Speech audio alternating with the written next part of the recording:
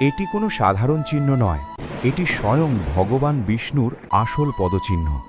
কিন্তু এটি এখানে কোনো পূজার জন্য নয়, বরং এক মহা শক্তিশালী অসুরের বুককে চিরকালের জন্য চেপে ধরে রাখার জন্য। এটি হলো অসুর গয়াসুরের গল্প। কিন্তু একটু অপেক্ষা করুন, গয়াসুর কোনো পাপী বা দুষ্ট রাক্ষস ছিল না, বরং সে ভগবান বিষ্ণুর এমন এক মহান ভক্ত ছিল যে কঠোর তপস্যা করে সে ভগবান ব্রহ্মার কাছ থেকে এক অসাধারণ বর লাভ করেছিল। সেই বর ছিল, যেই তাকে দেখবে বা স্পর্শ করবে সে সরাসরি মোক্ষ লাভ করবে। এই বর এতটাই শক্তিশালী ছিল যে সমস্ত পাপীরাও সরাসরি মোক্ষ পেতে লাগল। স্বর্গ ও নরক প্রায় ফাঁকা হয়ে গেল এবং যমরাজের কাজই বন্ধ হয়ে গেল। যখন প্রকৃতির ভারসাম্য সম্পূর্ণভাবে বিঘ্নিত হল, তখন দেবতারা এক দিব্য ছলের আশ্রয় নিলেন।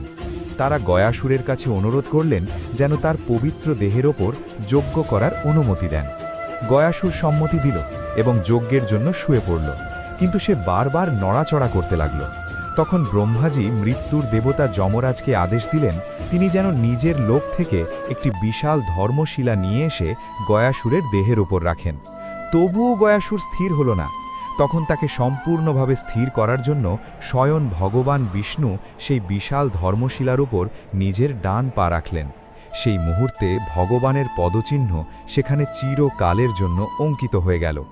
ভগবানের স্পর্শে গয়াসুর পরম আনন্দে আপ্লুত হল।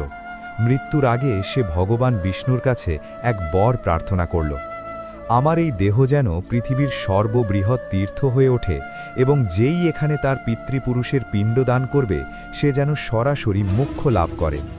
ভগবানের আশীর্বাদে গয়াসুরের সেই দেহই আজ বিহারের পবিত্র গয়া নগরী হিসেবে পরিচিত। আর যে স্থানে ভগবান বিষ্ণু নিজের পা রেখেছিলেন সেখানেই নির্মিত হয়েছে বিখ্যাত বিষ্ণুপদ মন্দির।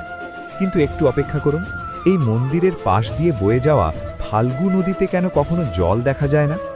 কথিত আছে, যখন ভগবান রাম ও লক্ষ্মণ তাদের পিতা রাজা দশরথের পিণ্ডদানের উপকরণ আনতে গিয়েছিলেন, তখন রাজা দশরথের আত্মা নিজেই প্রকাশ পেয়ে মাতা সীতার কাছেই পিণ্ডদান প্রার্থনা করেন।